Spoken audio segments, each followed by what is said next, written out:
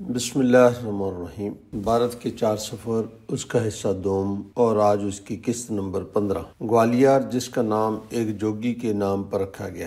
کہا جاتا ہے کہ آج سے کوئی 2000 سال پہلے یہاں حکومت کرنے والے ایک شہزادے کو کوڑ کا مرض لاحق ہو گیا۔ وہ جنگلوں میں چلا گیا، جہاں اسے ایک جوگی ملا۔ اس جوگی نے اسے ایک دریا میں نہانے کو کہا، جس سے اس کا مرض ٹھیک ہو گیا۔ اس جوگی کا نام گوالی پات تھا۔ شہزادے نے خوش ہو کر اس سے پوچھا کہ وہ اس کی کیا خدمت کرے۔ جوگی نے کہا، یہاں بہت سے لوگ عبادت کرتے ہیں، انہیں جنگلی جانوروں سے خطرہ رہتا ہے، آپ ہمارے لیے یہاں پر ایک دیوار بنا دیں۔ شہزادے نے ان کے لیے ایک بڑا مکان بنوا دیا۔ مکان اتنا بڑا ہوا کہ پھر اس جگہ پر گوالیار قلعہ بنایا گیا۔ اس قلعے سے متعلق بابر نے یہ کہا تھا کہ ہندوستان کے تمام قلعوں کی مالا میں اس قلعے کا مقام اس مالا میں پروئے گئے سب سے بڑے موتی جیسا ہے۔ میں ان علاقوں کو قریب سے تو نہ دیکھ سکا، نہ ہی اس کا کوئی امکان تھا۔ یاد رہے کہ جب ہم ہندوستان کا ویزا لیتے ہیں تو ہمیں زیادہ سے زیادہ 5 شہروں کا ویزا دیا جاتا ہے۔ یہ پابندی بھارت میں صرف پاکستانی لوگوں کے لیے ہے۔ بالکل اسی طرح کی پابندی پاکستان جانے والے بھارتی لوگوں کے لیے بھی ہے۔ مختلف اوقات میں اس علاقے پر مختلف لوگ حکمرانی کرتے رہے، لیکن تاریخی کتب میں ایک بہت ہی اہم بات درج ہے کہ جہاں پر پہلی صدی عیسوی میں تورمانہ خاندان کی حکومت رہی ہے، ان کے دور حکومت میں اس علاقے میں بے شمار ترقی ہوئی۔ کہا جاتا ہے کہ وہ ایک سنہری دور تھا۔ حکمران انتہائی دیانتدار تھے، جنہوں نے علاقے کے کلچر کو پروان چڑھانے میں بہت کام کیا۔ آج بھی اس علاقے میں تورا لفظ دیانت اور امانت کے لیے بولا جاتا ہے۔ 10ویں صدی کے آخر میں محمود غزنوی نے ہندوستان پر حملے شروع کیے۔ اب تک جتنی معلومات میں نے ان حملوں کے بارے میں حاصل کی ہیں، اس کے مطابق زیادہ تر حملے ان مندروں پر ہوتے تھے جو ہندوؤں کے نزدیک بہت ہی مقدس اور بڑے ہوتے تھے۔ انہی میں ایک تیلی کا مندر بھی گوالیار میں موجود تھا۔ غزنوی نے حملہ کیا، لیکن پہاڑی علاقہ ہونے کی وجہ سے وہ اسے فتح نہ کر سکا۔ جب سلاطین دہلی کی حکومت تھی تو اس وقت التمش نے اس علاقے پر قبضہ کر لیا۔ یہ 13ویں صدی کے آغاز کا واقعہ۔ پھر اس علاقے پر مسلمانوں نے کافی دیر تک اپنی حکومت کی۔ راجہ ویر سنگھ کو اس علاقے کا گورنر بنایا گیا۔ میں ہمیشہ سے یہ سمجھتا تھا کہ سنگھ کا لفظ صرف سکھوں کے لیے بولا جاتا ہے، لیکن جب میں نے تاریخ پڑھی تو پتہ چلا کہ سنگھ کا لفظ ہندو بھی تواتر سے استعمال کرتے تھے اور کرتے ہیں۔ سکھ دھرم کے 10ویں گرو گوبند سنگھ نے سکھ مردوں کے نام کے ساتھ سنگھ اور سکھ عورتوں کے نام کے ساتھ کور کا لاحقہ اور صاحب کا لازمی قرار دیا تھا۔ راجہ مان سنگھ بھی اس علاقے پر کافی دیر تک حکمرانی کرتے رہے۔ اگرچہ اس کا تعلق جین مت سے نہیں تھا، تب بھی اس کے دور میں جین مت نے بہت ترقی کی۔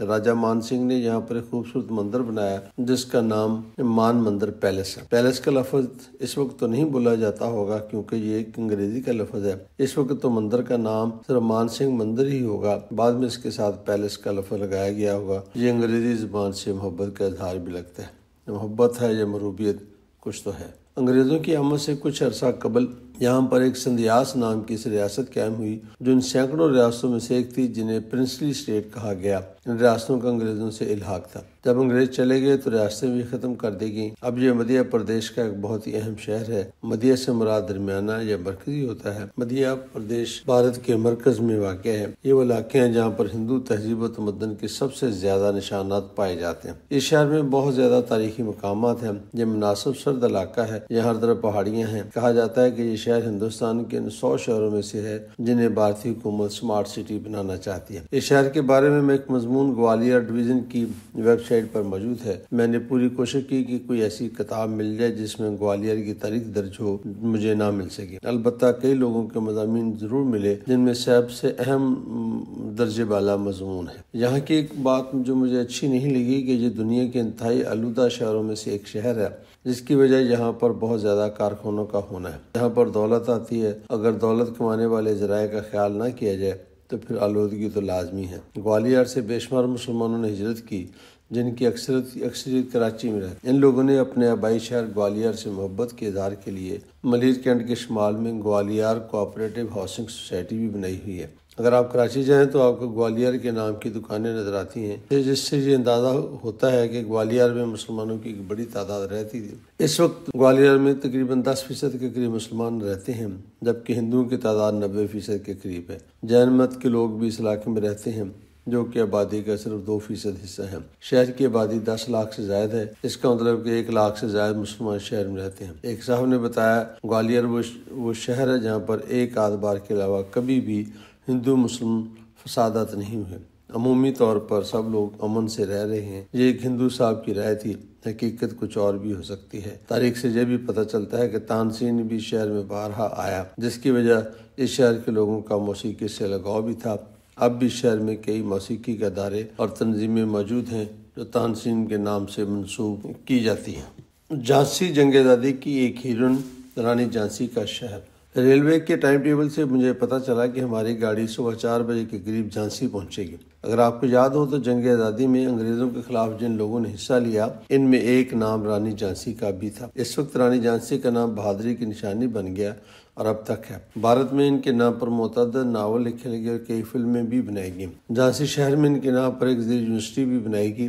اس کے علاوہ اس علاقے میں بے شمار عمارتوں کا نام رانی جھانسی کے نام پر رکھا گیا ہے۔ اس سے پہلے کہ میں آپ کو رانی جھانسی کی زندگی کے بارے میں کچھ بتاؤں، میں مختصر طور پر یہ بتانا چاہوں گا کہ جھانسی کیسا علاقہ ہے۔ جب ہماری ٹرین نئی دہلی سے چلی تھی تو ہم اس علاقے میں تھے جسے مرکزی حکومت کنٹرول کرتی ہے۔ اس کے بعد ہماری ٹرین ہریانہ میں داخل ہوئی۔ ہریانہ کے بعد ہم اتر پردیش، جسے یو پی بھی کہتے ہیں، میں سے گزرے اور پھر گوالیار جو کہ مدھیہ پردیش میں ہے اور ایم پی کہلاتا ہے سے ہمارا گزر ہوا اور ایک دفعہ پھر ہم یو پی میں آ گئے جس میں جھانسی شہر واقع ہے۔ جھانسی شہر یو پی کے انتہائی جنوب میں واقع ہے جو یو پی اور ایم پی کی سرحد بنتا ہے۔ یہ شہر سطح سمندر سے 1000 فٹ بلند ہے۔ دہلی سے اس کا فاصلہ تقریباً 400 کلومیٹر ہے۔ اس کا پرانا نام بلونت نگر تھا۔ جھانسی کے بعد ایک بہت بڑا علاقہ شروع ہوتا ہے جس کا نام بندیل کھنڈ ہے، اس لیے جھانسی کو بندیل کھنڈ کا دروازہ بھی کہتے ہیں۔ اس علاقے میں کئی پہاڑی سلسلے ہیں جہاں کے میدانی علاقوں میں موسم نسبتاً گرم جبکہ پہاڑی علاقوں میں موسم کافی معتدل ہوتا ہے۔ میں نے جب جھانسی کے بارے میں پڑھا تو مجھے معلوم ہوا کہ یہ کوئی تاریخی شہر تو نہیں، لیکن اس شہر سے متعلق 2 باتیں بڑی دلچسپ ہیں۔ ایک تو یہ کہ صفائی کے لحاظ سے یو پی کا دوسرا بڑا شہر ہے اور ان 100 شہروں میں شامل ہے جنہیں اسمارٹ سٹی کا درجہ دیا جائے گا۔ اس علاقے میں سٹرس یعنی ترشاوا پھول یعنی کنو مالٹا وغیرہ بہت بڑی تعداد میں ہوتا ہے۔ ہم فروری کے مہینے میں جگہ سے گزر رہے تھے جو کہ ترشاوا پھل کا سیزن تھا۔ میری خواہش تھی کہ میں اسٹیشن سے کوئی ترشاوا پھل ضرور حاصل کروں، دیکھوں کہ ہمارے سرگودا کے مقابلے میں وہ کیسا ہے۔ اتفاق سے جگہ پر ٹرین کا سٹاپ بھی 10 منٹ کا تھا۔ دوسری اہم بات یہ تھی کہ اس کا پلیٹ فارم لمبائی کے لحاظ سے دنیا میں 7ویں نمبر پر ہے۔ یاد رہے دنیا کا طویل ترین ریلوے اسٹیشن ہندوستان کا گورکھپور اسٹیشن ہے جس کی لمبائی 1300 میٹر ہے۔ ان دونوں باتوں کی وجہ سے میں اس ریلوے اسٹیشن پر اترنا چاہ رہا تھا۔ ابھی میرے نیند کو 2 گھنٹے بھی نہیں ہوئے تھے کہ ہم جھانسی پہنچ گئے۔ بڑی مشکل سے میں کمبل سے نکلا، پلیٹ فارم پر آ گیا۔ ایک جگہ پر مجھے مالٹے مل گئے جو میں نے فوراً خرید لیے۔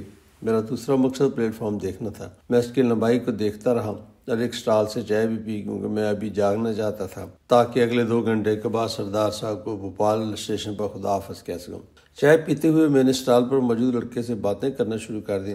میں نے اس سے پوچھا کہ آپ رانی جھانسی کو جانتے ہیں؟ میں بہت حیران ہوا جب اس نے کہا آپ کس کی بات کر رہے ہیں؟ میں نے کہا اس کی جس نے جنگ آزادی میں بہت بہادری سے انگریزوں کا مقابلہ کیا۔ اس پر اس نے جواب دیا کہ ہم انہیں رانی جھانسی نہیں بلکہ لکشمی بائی رانی آف جھانسی کہتے ہیں۔ مجھے تھوڑی سی شرمندگی بھی ہوئی، ہم نے تو کتابوں میں صرف یہی لکھا ہوا پڑھا تھا رانی جھانسی۔ غور کیا تو معلوم ہوا رانی جھانسی تو کوئی نام نہیں، یہ تو ٹائٹل ہے۔ ان کا اصل نام تو لکشمی بائی رانی آف جھانسی ہے۔ جنگ آزادی میں مردوں کے ساتھ ساتھ جن 2 خواتین کا ذکر ملتا ہے ان میں ایک کا نام بیگم حضرت محل تھا جو نواب واجد علی شاہ والی اودھ کی دوسری بیگم تھی، اور دوسری بہادر خاتون لکشمی بائی رانی آف جھانسی ہیں۔ جھانسی کی آبادی 6 لاکھ سے زائد ہے جس میں مسلمان 17%، 82% ہندو اور باقی لوگ سکھ اور عیسائی مذہب سے ہیں۔ اس سے ظاہر ہوتا ہے کہ اس علاقے میں بسنے والے مسلمانوں کی تعداد 1 لاکھ کے قریب ہوگی۔ یہ علاقہ بھارت کے بالکل وسط میں ہے اور پاکستان کی سرحد سے 800 کلومیٹر دوری پر واقع ہے، اس لیے اس علاقے سے بہت کم لوگوں نے پاکستان ہجرت کی۔ یہ بات میں اپنے ذاتی مشاہدے کی بنیاد پر کہہ رہا ہوں۔ مجھے ڈھونڈے سے بھی ایسی کوئی بات اس کے حق یا مخالفت میں نہیں ملی، یہ اس لیے یہ مشاہدہ درست بھی ہو سکتا ہے اور غلط بھی۔ لکشمی بائی رانی آف جھانسی، میں مختصراً لکشمی بائی رانی آف جھانسی کا ذکر کرنا چاہوں گا جس سے آپ یہ اندازہ کر سکتے ہیں کہ اہل ہند نے کس طرح مل جل کر انگریزوں کو ہندوستان سے نکالنے کی جد و جہد کی اور اس کے لیے بے تحاشا قربانیاں بھی دیں۔ لکشمی بائی آف رانی جھانسی 1828 میں بنارس میں پیدا ہوئیں اور 1858 میں صرف 30 سال کی عمر میں میدان جنگ میں ایک سوار کی وردی پہن کر دست بدست جنگ کرتے ہوئے اس دنیا سے چلے گئیں۔ آپ کے والد مہاراشٹر سے آئے تھے اور پیشوا باجی راؤ کے ساتھ قیام کرتے تھے۔ لکشمی بائی کی عمر 4 سال تھی جب ان کی والدہ وفات پا گئے۔ ان کی تعلیم و تربیت کا بندوبست گھر ہی میں کیا گیا۔ وہ بچپن ہی سے گھڑ سواری، ویٹ لفٹنگ اور پہاڑوں پر چڑھنے جیسے مشکل کاموں میں دلچسپی رکھتی ہے۔ ان کی شادی جھانسی کے مہاراجہ کے ساتھ کر دی گئی۔ ان کے یہاں ایک بیٹا پیدا ہوا جس کا نام دامودر راؤ رکھا گیا۔ وہ صرف 4 ماہ کی عمر میں فوت ہو گیا۔ مہاراجہ نے اپنے ایک عزیز کے بچے آنند راؤ کو اپنا منہ بولا بیٹا بنا لیا اور اس کا نام دامودر راؤ رکھا گیا۔ اس وقت ریاست کا انگریزوں سے الحاق تھا۔ انگریز آفیسر کی موجودگی میں راجہ نے اس سے کہا کہ میرے مرنے کے بعد یہ لڑکا میرا وارث ہوگا۔ جب راجہ کی وفات ہوئی تو انگریزوں نے ریاست پر قبضہ کرنے کی غرض سے راجہ کے منہ بولے بیٹے کو والی ریاست ماننے سے انکار کر دیا۔ اس پر لکشمی بائی نے احتجاج کیا۔ انگریزوں نے ان کا 60,000 روپیہ وظیفہ مقرر کر دی۔ جب جنگ آزادی شروع ہوئی تو ہر جگہ بغاوت ہوئی۔ جھانسی شہر میں 60 کے قریب انگریزوں کو قتل کر دیا گیا۔ بنگال رجمنٹ کے سپاہیوں نے چھاؤنی پر قبضہ کر لیا اور بہت سا مال و دولت لوٹنے کے ساتھ ساتھ بے شمار اسلحہ بھی قبضے میں لے لیا۔ اس دوران انگریز دوسری جگہ سے مدد کی اپیل کرتے رہے۔ جب لکشمی بائی کو یقین ہو گیا کہ اب لڑے بغیر کوئی چارہ نہیں تو انہوں نے اپنی فوج تیار کی۔ ان کے پاس توپ وغیرہ تو نہیں تھی، لہذا انہوں نے شہر میں توپ تیار کرنے کا بندوبست بھی کیا اور شہر کی حفاظت کے لیے توپیں بھی تیار کی۔ انگریزوں نے اپنی بہت ساری فوج اکٹھی کر کے جھانسی کا محاصرہ کیا۔ جب انگریزوں نے حملہ کیا تو انہیں بہت مزاحمت کا سامنا کرنا پڑا جس کا انہیں اندازہ نہیں تھا۔ ایک طویل محاصرے کے بعد لکشمی بائی کو اندازہ ہو گیا کہ اب شکست لازم ہے، کیونکہ انگریزوں نے قلعے کی ایک بہت بڑی دیوار کو گرا دیا تھا۔ باہمی مشورے سے طے ہوا کہ لکشمی بائی اپنے چند وفادار ساتھیوں سمیت گوالیار کی طرف چلی گیا۔ ان کے ساتھیوں کی فہرست میں خدا بخش اور غلام غوث کے علاوہ بھی بے شمار مسلمان تھے۔ مسلمانوں کے ساتھ ساتھ ہندو بھی بڑی تعداد میں گوالیار کی طرف چلے گئے۔ لکشمی بائی کے پاس 3 گھوڑے تھے جن میں ایک کا نام بادل تھا جو سب سے زیادہ طاقتور تھا۔ لکشمی بائی اسی گھوڑے پر سوار ہو کر گوالیار کی طرف چلے گی۔ آج بھی اس علاقے میں لوگ اپنے گھوڑوں کا نام بادل رکھنا پسند کرتے ہیں۔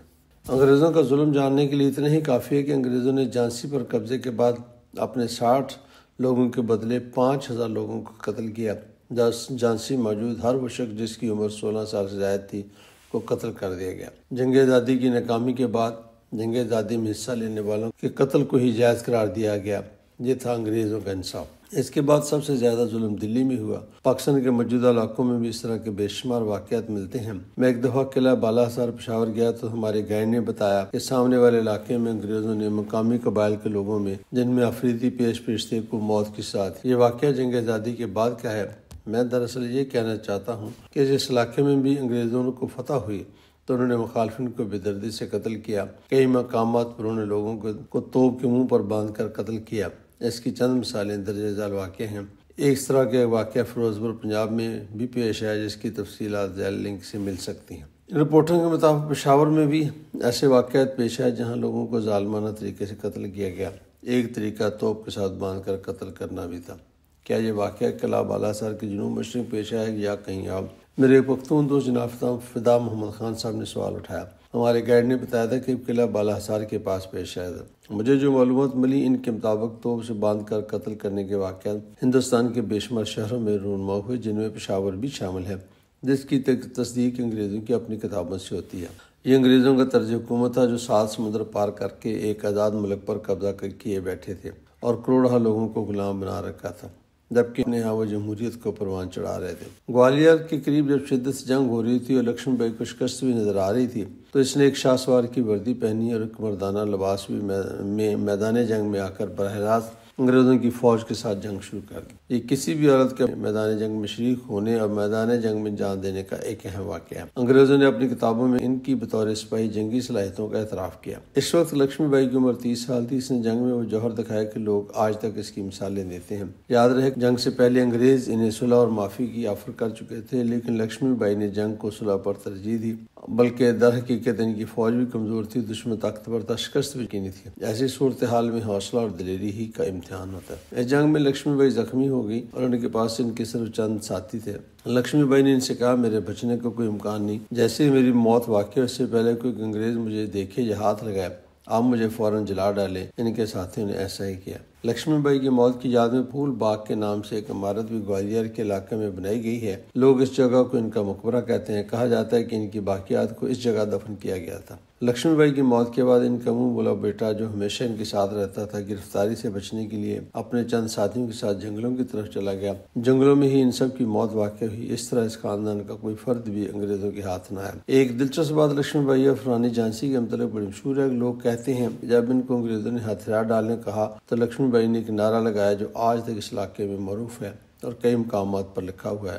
وہ کچھ یوں ہے کہ ہم لارڈ کرشنا کے دیش کی آزادی کی جنگ لڑ رہے ہیں، جیت گئے تو آزادی کا مزہ چکھیں گے، ہار گئے تو ہماری روح مطمئن ہوگی۔ ایک انگریز نے اس واقعے پر کتاب لکھی ہے جس میں اس نے لکشمی بائی کو انگریزوں کا سب سے بہادر اور خطرناک دشمن لکھا۔ یہ تھی ایک مختصر کہانی لکشمی بائی اور رانی آف جھانسی کی، جس کے شہر سے گزرنے کا موقع ملا۔ میں نے پلیٹ فارم پر کھڑے ہو کر شہر کو جی بھر کے دیکھا اور ان سب کو سلام پیش کیا جنہوں نے ہندوستان کی آزادی کے لیے قربانی دی، جن میں خدا بخش بشارت علی، غلام گوثر، لکشمی بائی سمیت بے شمار گمنام ہندو اور مسلمان تھے۔ ان سب کا مقصد آزادی تھا جس کا مزہ ہم آج چکھ رہے ہیں۔ رانی آف جھانسی کے متعلق بہت کچھ لکھا گیا ہے۔ جوائس لیبرا کی کتاب جو 2008 میں شائع ہوئی جس کا عنوان ہے women against the Raj, the Rani of Jhansi regiment, جسے institute of South East Asian studies نے شائع کیا ہے۔ یہ کتاب بھی نیٹ پر موجود ہے۔ اس کے علاوہ دیپا اگروال کی کتاب رانی لکشمی بائی بھی ایک مفید کتاب ہے جس میں رانی کے بارے میں تفصیل سے لکھا گیا۔